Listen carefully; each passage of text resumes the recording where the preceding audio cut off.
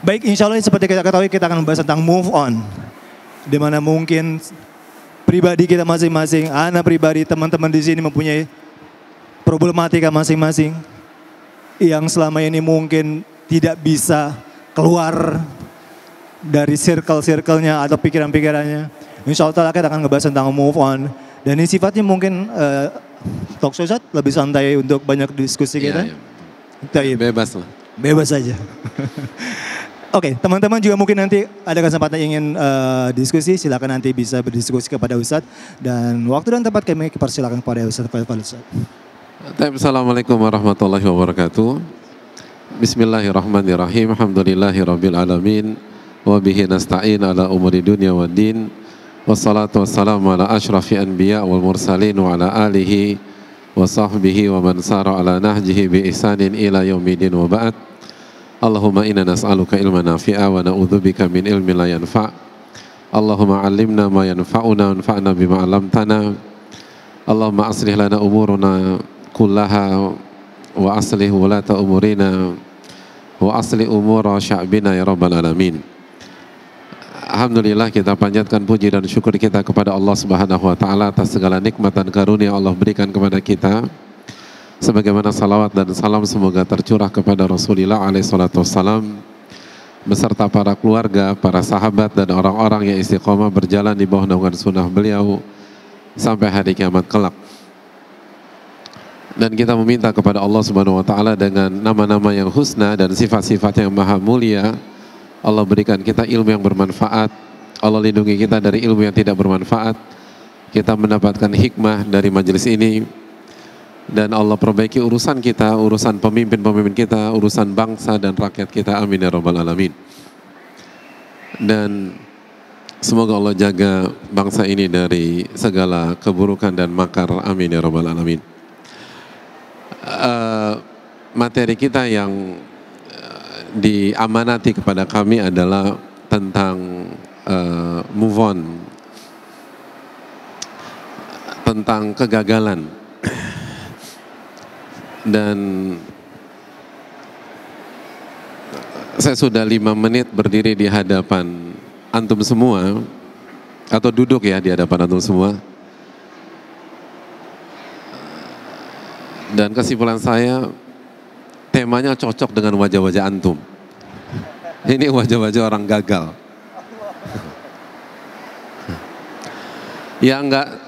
Yang tersinggung coba angkat tangan.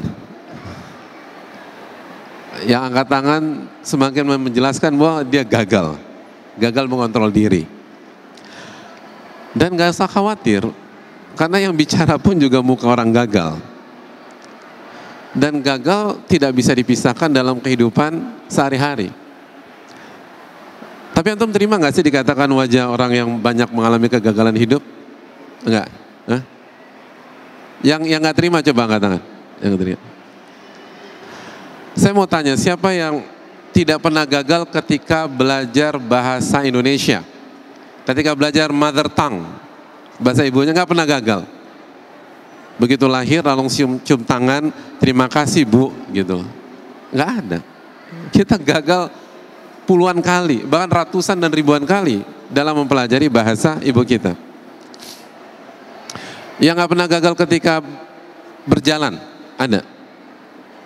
Lahiran, langsung berdiri, langsung jalan, langsung cium tangan dokter kandungan, bilang makasih dok, engkau telah bantu ibu saya melahirkan saya, dan sebelumnya ibunya dulu, lalu big hug sama ibunya. Gak ada. Kita butuh ribuan kegagalan untuk bisa berdiri dan bisa berjalan dan bisa beraktivitas sampai sekarang. Jadi belajar jalan gagal dan ribuan kali. Bicara gagal. Itu yang hanya bisa satu bahasa. Belum lagi yang punya kemampuan 2 atau 3, 4, 5 bahasa, maka itu gagalnya lebih banyak lagi.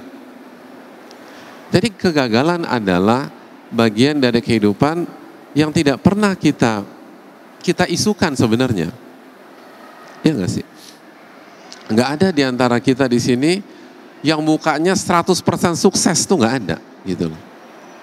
Semuanya itu pasti pernah gagal. Dan nggak pernah ada isu, gitu. Nggak pernah ada isu.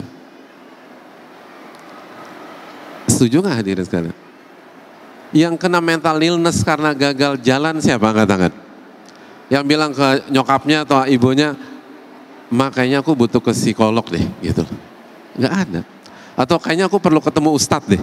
Aku mau konsultasi karena aku belum bisa jalan juga setelah beberapa waktu ini. Nggak ada isu. Nggak pernah ada isu sama sekali. Bahkan waktu punya keponakan, punya anak kecil atau punya adik yang kecil nggak sih? Ketika belajar bicara, terus masih ada cadel-cadelnya, lalu mungkin salah, lalu ketika dia ucapkan kata-kata yang sangat lucu gitu, terus satu ruangan ketawa gitu, mamanya ketawa, kita ketawa, papa ketawa dan seterusnya. Ada yang punya pengalaman itu nggak? Dan relate nggak sih kita? Dulu kita pernah di posisi itu, gitu loh. Artinya kita ngomong gagal, lalu diketawain dan nggak ada isu, gitu loh. Keponakan kita nggak masuk kamar tuh ngurung diri terus nangis, enggak. Bahkan mereka ikut tertawa bersama kita semua. Padahal itu menunjukkan bahwa mereka gagal dalam mengucapkan atau pronunciation sebuah kata dalam bahasa Indonesia. Dan gak ada isu sama sekali. Gak ada isu. Kita gak pernah ada isu bicara tentang kegagalan. Bahkan kata-kata move on pun kita gak tahu. Gitu. Karena itu sudah sesuai fitrah, sudah berjalan sebagaimana semestinya. Gagal, bangkit, coba lagi. Gagal, bangkit, coba lagi. Gagal, bangkit, coba lagi. Justru saya mau tanya sama jamaah sekalian dan sama Reda nih mumpung ada. Jadi semenjak kapan sih kita butuh kata move on? Dan sejak kapan kita butuh momen untuk butuh waktu untuk sendiri atau butuh healing? Lalu abis itu kita declare ya, gue udah move on dari masalah ini. Silakan dijawab. Jadi sejak kapan? Karena ini bukan hal baru gitu loh. Kita nggak pernah punya isu tentang kegagalan pada awalnya, nggak ada isu. Semuanya nggak ada isu. Siapa yang begitu makan pertama kali di meja makan langsung berhasil? Nggak ada, semua berantakan. Bahkan bukan hanya meja makan berantakan, meja bapak kita berantakan, gitu loh. Meja ruang tamu berantakan. Dan kita nggak pernah terpuruk, kita nggak pernah jatuh, kita nggak pernah terpukul. Jadi kalau kita, ini perlu penting. Jadi sebelum kita bicara macam-macam, sebelum kita bicara obatnya, tegakkan diagnosa. Jadi semenjak kapan sebenarnya kita punya masalah dengan situasi yang bernama kegagalan? Siapa yang mau kasih komentar? Reda gimana, Red? Pengalaman pribadi. Tapi antum nggak punya isu ya sama tentang kegagalan, nggak ada ya? Kayak muka-mukanya muka bahagia terus dari tiap hari. Kan kita semua kata antum sepakat muka gagal. Ya, muka gagal. Kapan kira-kira pertama kali? Tapi mungkin punya pengalaman nggak, Red? Sejak kapan sih kita terpukul ketika kita gagal? Apa? Waktu kamu usia sebulan atau 2 bulan atau setahun, kan kamu ngelihat semua sekeliling kamu itu bisa jalan. Yang selevel, seumuran setahun.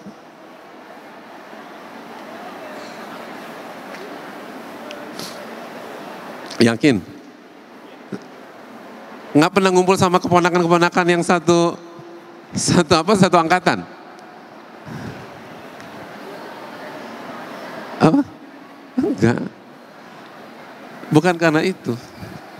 Kalau gara-gara itu, coba kita lihat, ada yang kembar nggak? Yang kembar, ini jawaban bagi yang kembar. Kalau alasannya itu, maka bagi yang kembar, salah satu akan terpukul ketika salah satunya lebih maju, atau lebih cepat bicara, atau lebih cepat jalan, atau lebih cepat merangkak, dan segala macam. Padahal nggak ada isu sama sekali. Kita ngomongin gagal aja gagal ya. Iya, nah itu poin. Jadi pertanyaan kapan kita mulai bermasalah dengan gagal, kita gagal ngejawabnya. Dan gak ada isu juga kan, pulang-pulang kan gak akan depresi, gak ada depresi. Jadi sebenarnya kapan kita punya masalah dengan kata yang bernama kegagalan? Karena sebelumnya kita gak punya masalah sama dia.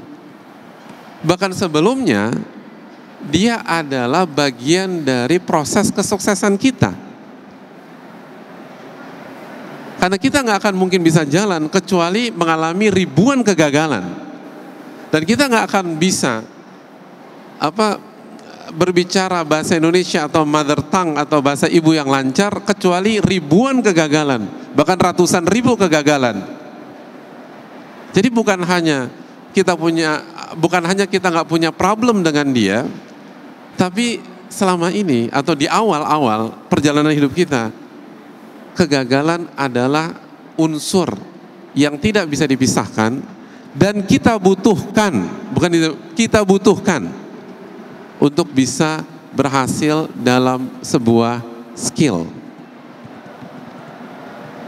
Dan sebenarnya sampai hari ini nggak berubah sama sekali, nggak berubah.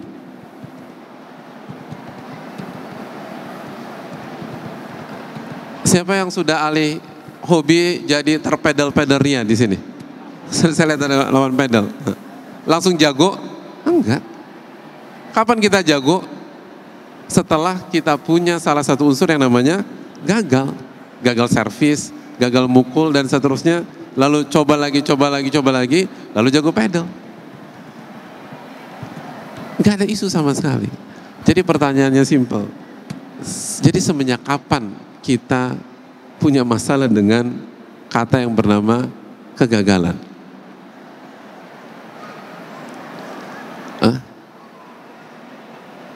Silakan dijawab.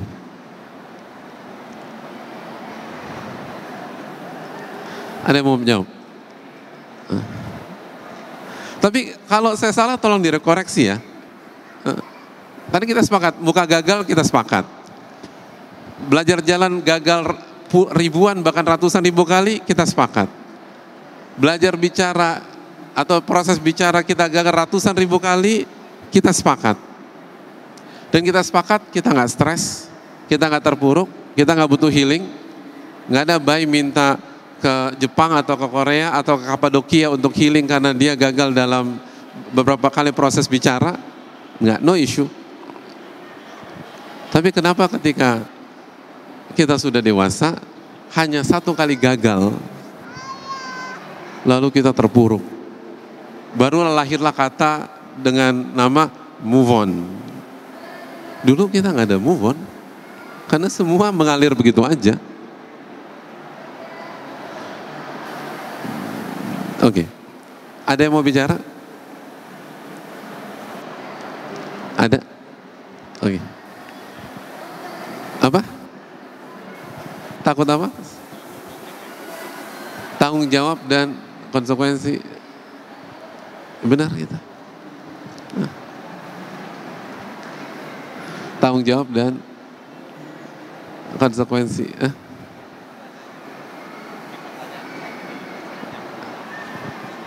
Enggak perlu diulang pertanyaan.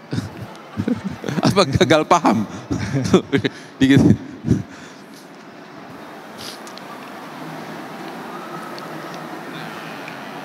Coba kita renungkan ya.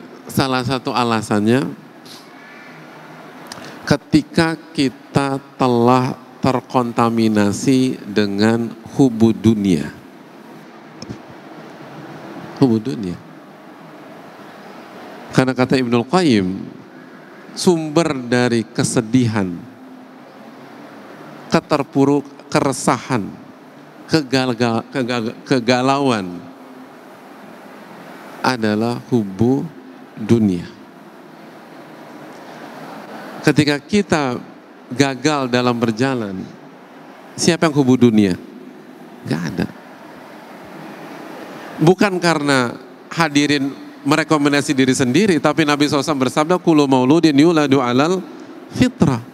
Setiap bayi yang lahir di atas fitrah, lahir di atas tauhid. lahir dengan orientasi yang benar, dengan jiwa yang bersih. Baru setelah itu terkontaminasi. Fa abawahu yuhawidanihi au yunasiranihi au yumajisanihi. Lalu orang tua dan lingkungannya yang membuat dia Nasrani, Majusi, Yahudi. Nasrani, Yahudi dan Majusi itu. Dulu kita nggak terkontaminasi dunia. Waktu hadirin belajar bicara atau belajar jalan, dikasih $100, diapain? Ditabung, dilecek-lecek dan disobek. Abis itu apa? Ketawa. Yang nangis siapa? Emak kita nangis. Ya Allah, ini tabungan 2 minggu. Gitu. Jadi kita nggak ada urusan, nggak peduli kita.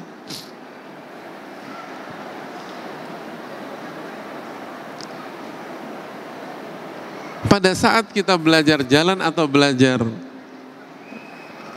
bicara, kita nggak peduli dipuji orang atau tidak, nggak peduli.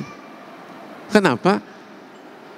Karena bukan dunia dan kehidupan dunia yang menjadi orientasi kita. Kita masih fitrah. Kita masih di atas tauhid kepada Allah Subhanahu wa taala. Siapa yang jamin? Rasulullah SAW yang bersabda, kullu mauludin yuladu ala fitrah. Tapi begitu hubud dunia pelan-pelan masuk gitu loh. Nah, cabang-cabangnya kan masuk semua. Salah satunya tadi kata beliau, kita mulai membanding-bandingkan diri kita dengan pihak lain.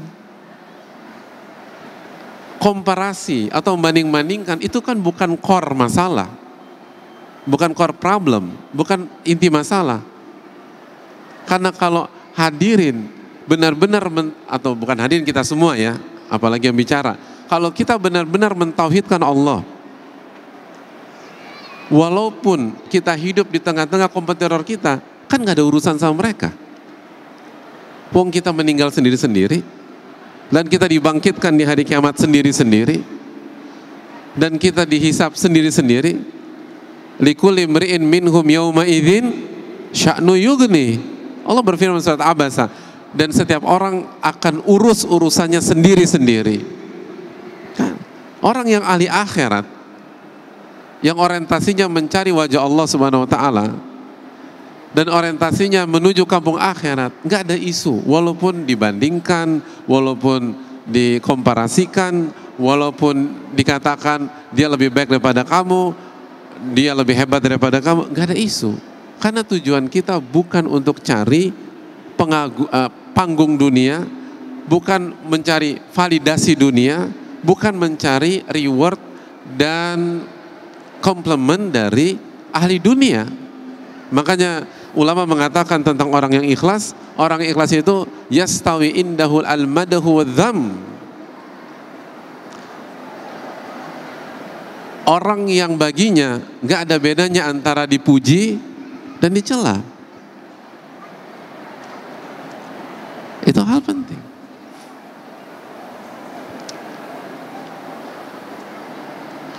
Dan kalau kita sadar atau kita sepakat bahwa konsekuensi yang terberat, tadi kan ada jawaban konsekuensi. Konsekuensi yang menjadi tujuan atau konsekuensi yang paling inti ya, adalah konsekuensi di akhirat.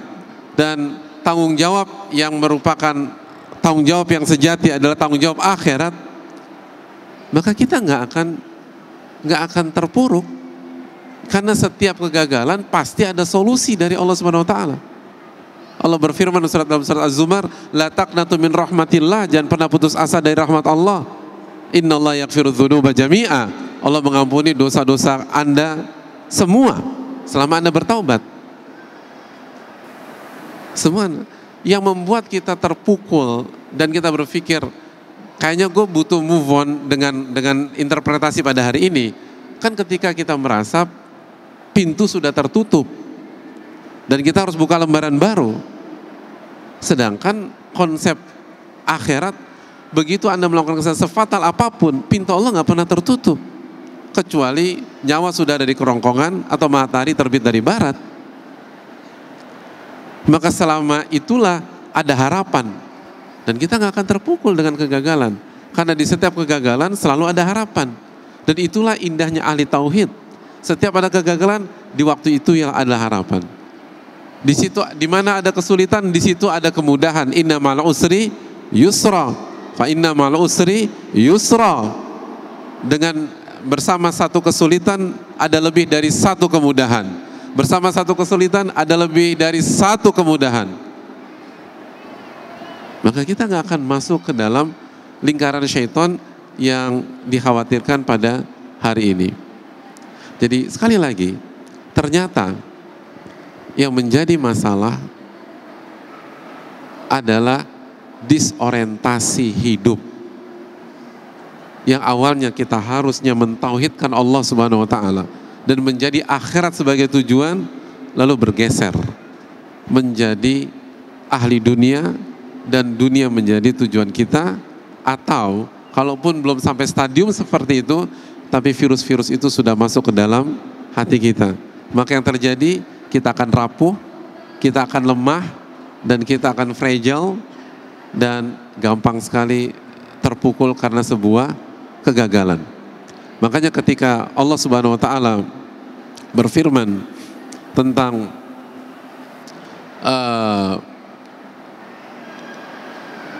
kejadian di perang Uhud,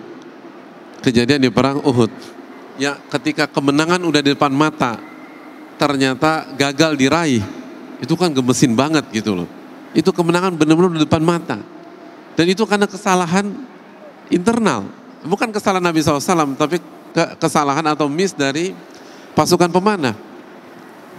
Jadi keberhasilan di depan mata gagal diraih, dan karena blunder internal. Pernah ngalamin gitu gak sih? Gitu. Nggak pernah ya?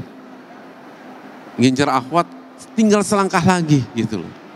Tapi karena kita salah jawab ketika bicara berhadapan dengan bapaknya, dan itu kesalahan kita. Kalau kita terlalu grogi atau salah ini, kata bapaknya, cari calon lain. Akhirnya kita gagal dapat wanita yang kita inginkan. Oh, itu sakitnya di mana? Oh, di semua tubuh hadirin. Di mana-mana itu sakit. Baru itu bisa terpukul. Dan move on dari situ tuh lambat. Dan butuh proses lama. Ini kegagalan, dan akibatnya 70 para sahabat wafat radhiyallahu anhum.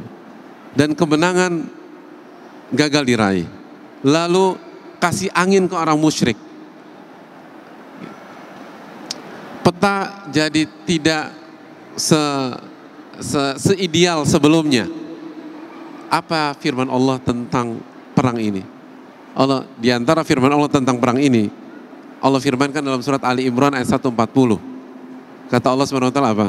Wa tilkal ayyam nudawiluha bainan nas. Wa tilkal ayyamu nudawiluha bainan nas. Allah berfirman, dan hari-hari itu kami putar di tengah-tengah manusia. Jadi maksudnya apa? Hidup itu kata Allah, ada waktunya menang, ada waktunya gagal menang. Dan itu biasa, itu kehidupan. Jadi biasa aja, itu kehidupan. Hari ini Anda berhasil, besok Anda gagal. Besok Anda berhasil, besoknya Anda gagal. Itu biasa kata Allah Subhanahu wa taala. Bayangkan kegagalan dalam memenangkan pertempuran sehebat itu direspon sama Allah Subhanahu wa taala, bukan marah-marah, bukan ngancem-ngancem, tapi Allah katakan wa tilkal ayyamu nudawiluha bainan nas. Allah ingin menjelaskan kepada kita bahwa kegagalan adalah bagian dari kehidupan, dan di tengah-tengah kegagalan ada banyak hikmah yang bisa kita pelik asal kita tepat dalam menentukan orientasi hidup kita dan mentauhidkan Allah Subhanahu wa taala. Mungkin itu. Silakan. Ustaz, menarik tadi antum yang saya sampaikan Ustaz, ketika ikhwan ingin maju ke akhwat Ustaz. Mungkin ada kasus seperti ini Ustaz. Akhwat ketika antara gagal dan move on ya Ustaz. Ketika akhwat menunggu geraknya ikhwan maju untuk melamar dia Ustaz. Dari awal sih katanya dia akan melamar atau khitbah dan lain-lain. Tapi ini ikhwannya lama Ustaz. Misalkan dia banyak alasan dia harus kerja dulu atau segala macam. Walhasil si akhwat ini banyak menunggu. Sampai titik mana si akhwat ini untuk kayaknya nih gagal deh, gue harus move on deh nih untuk si ikhwan ini.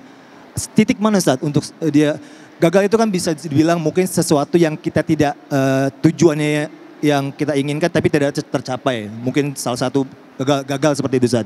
Nah sampai titik mana ini sampai kita bisa harus move on? Ya makasih banyak. Jadi hadirin Allah muliakan, hidup itu untuk beramal, bukan untuk menunggu quote unquote gitu loh. Dan sebagian para ulama, kalau nggak salah Ibnul Qayyim menjelaskan bahwa cinta itu kata kerja, gitu. Jadi harus ada gerakan. Oleh karena itu apabila baik laki-laki atau wanita, jangan pernah menggantungkan masa depan kita ke tangan pihak lain. Dan fokus dalam beramal dan beribadah kepada Allah Subhanahu wa taala sesuai dengan konteks kita. Dan ikuti rambu-rambu syariat. Artinya apabila dia seorang wanita, lagi-lagi jangan berorientasi dunia atau berorientasi saya harus dapatkan A, harus dapatkan B, atau dapatkan C, lalu kita tunggu dan kita kehilangan banyak momentum. Perbaiki diri. Bangun values dalam diri kita. Banyak doa kepada Allah. Lalu istikharah. Lalu kalau artinya lalu pertimbangkan apabila kita maju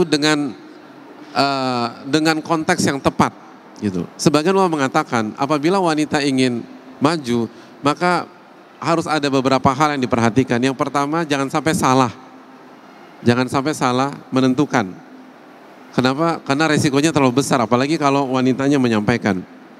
Jadi kata para ulama, benar Khadijah memulai dan proaktif lebih dahulu, tapi Khadijah menetapkan bahwa sosok itu adalah Rasulullah SAW.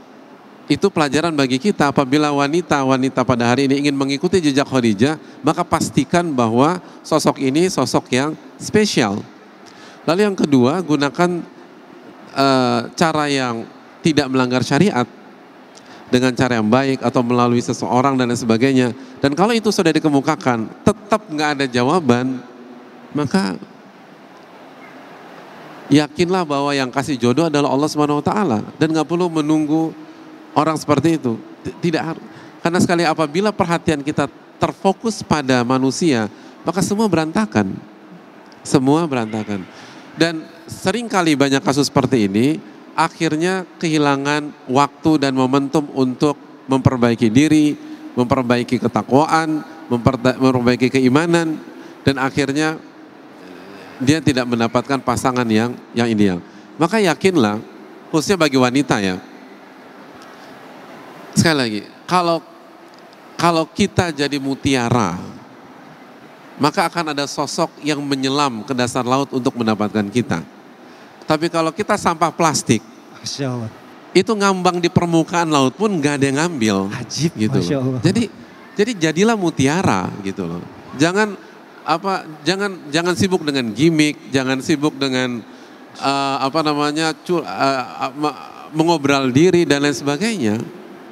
Jadilah mutiara, maka semua akan demikian.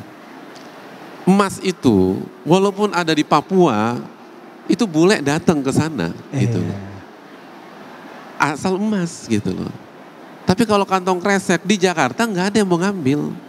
Jadi sekali lagi jadilah emas.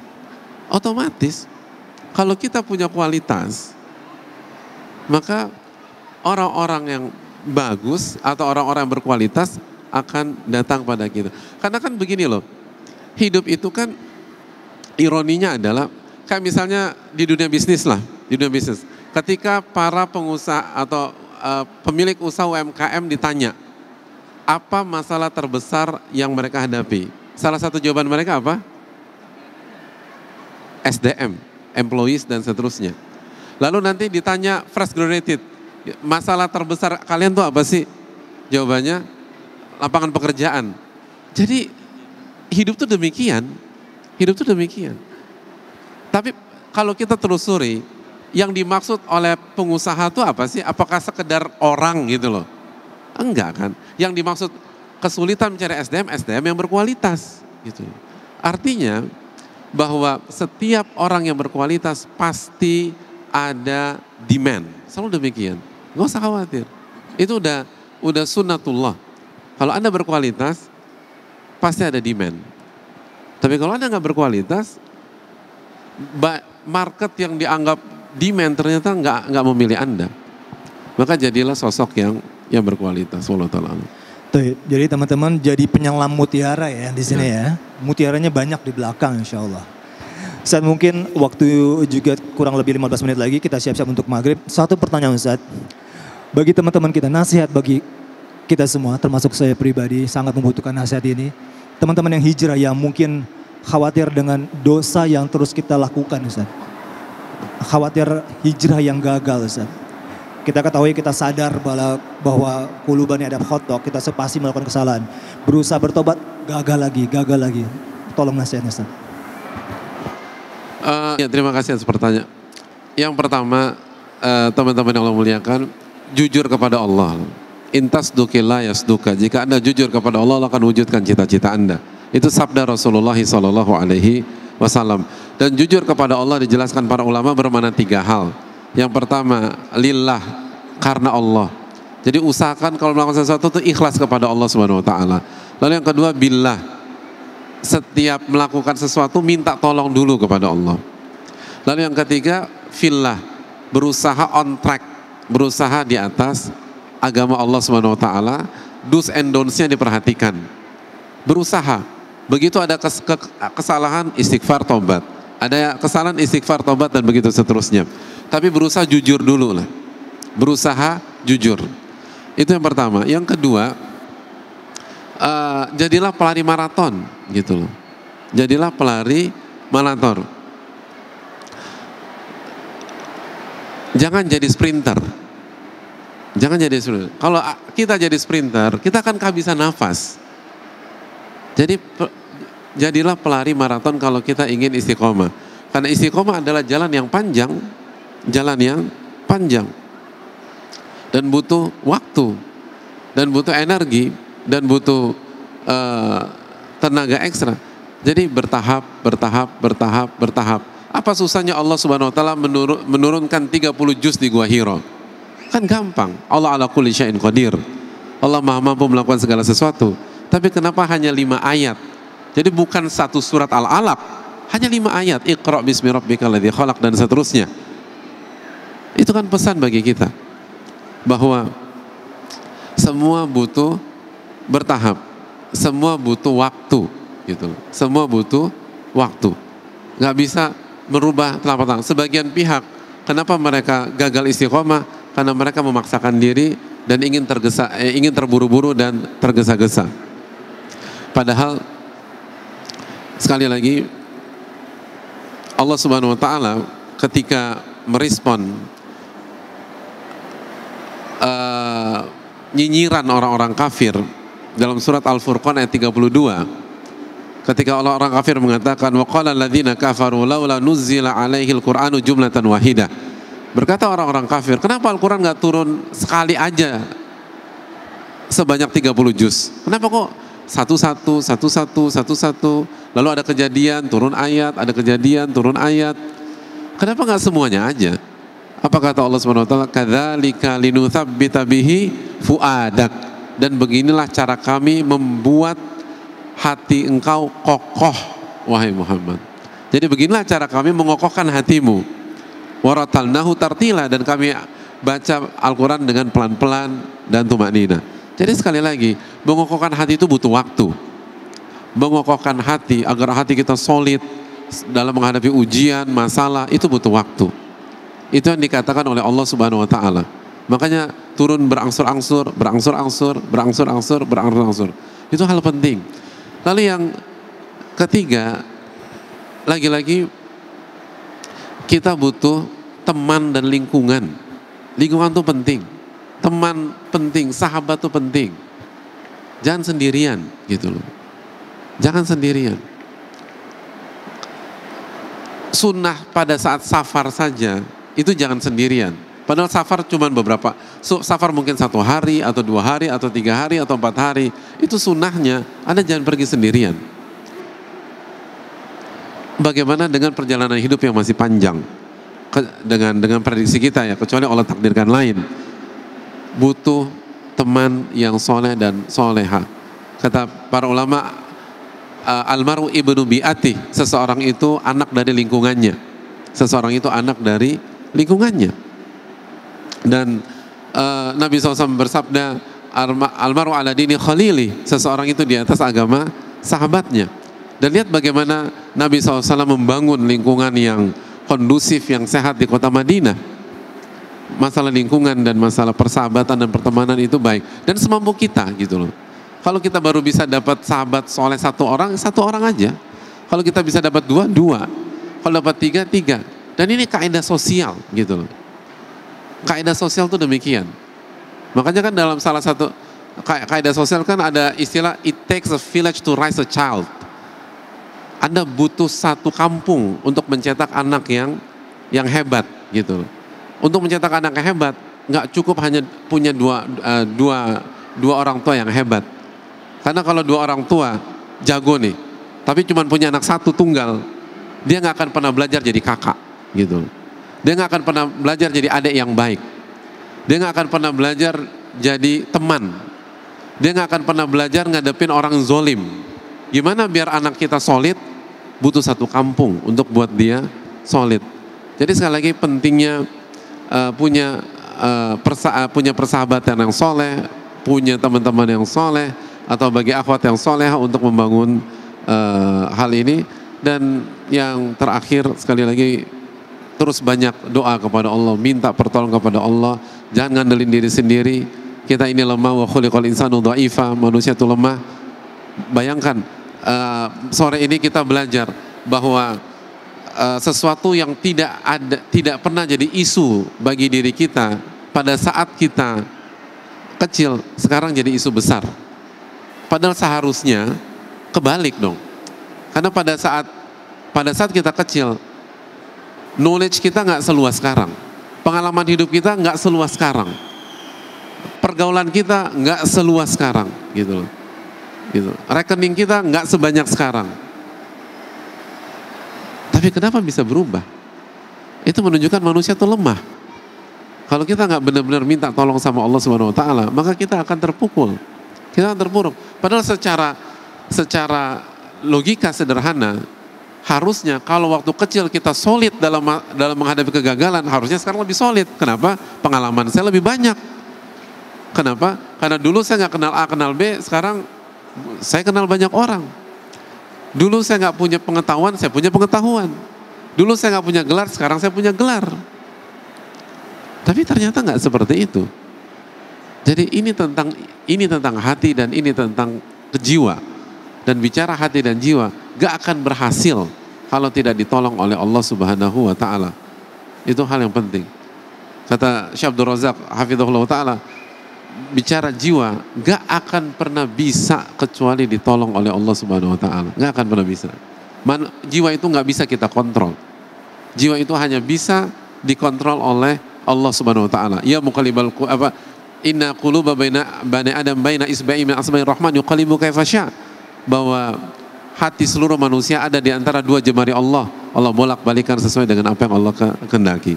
Jadi sekali lagi, kalau ingin bisa bertahan, apalagi dengan kegagalan, karena sekali lagi kegagalan adalah bagian dari kehidupan. Gak ada isu tentang masalah itu. Isunya ada pada jiwa kita. Isunya ada pada hati kita. Bukan isunya pada gagal atau berhasil.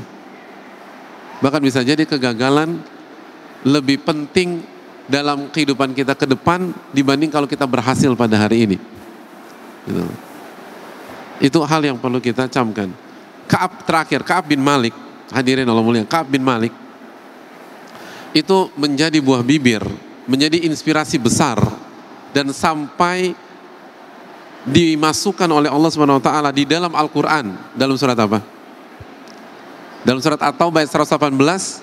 Itu karena keberhasilan beliau atau karena kegagalan beliau? Hah? Karena kegagalan, quote unquote. Di perang apa? Perang Tabuk. Beliau gagal berangkat tanpa ada alasan syar'i. Tapi justru karena peristiwa itulah jutaan umat sampai hari ini terinspirasi bahwa kesalahan justru bisa melahirkan seorang pahlawan. Bukan.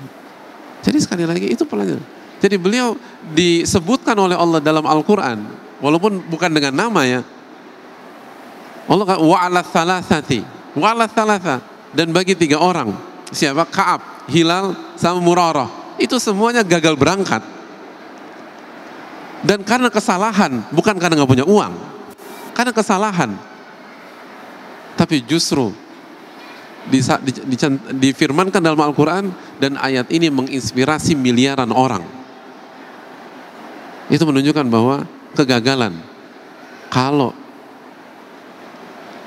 dibangun di atas kejujuran, dibangun di atas pertobatan dan berusaha memperbaiki kesalahan, maka akan bukan hanya baik bagi kita, bisa jadi menginspirasi jutaan orang ke depan. Ini yang bisa disampaikan. Jazakallahu khairan, semoga bermanfaat. Wassalamualaikum warahmatullahi wabarakatuh. Terima kasih Ustaz atas waktu dan juga materinya yang singkat ini, semoga menjadi manfaat kita semua, dan semoga kita dalam proses hijrah ini menjadi pelari maraton, bukan pelari sprinter, apalagi pelari culture, ya kan? Hanya FOMO dan juga euforia hijrah semata. Baik, semoga Allah mudahkan perjalanan kita menuju hijrah yang hakiki, dan semoga kita dikumpulkan Allah Subhanahu wa taala di surganya. Amin ya rabbal alamin. Subhanakallahumma wa bihamdika. Assalamualaikum warahmatullahi wabarakatuh.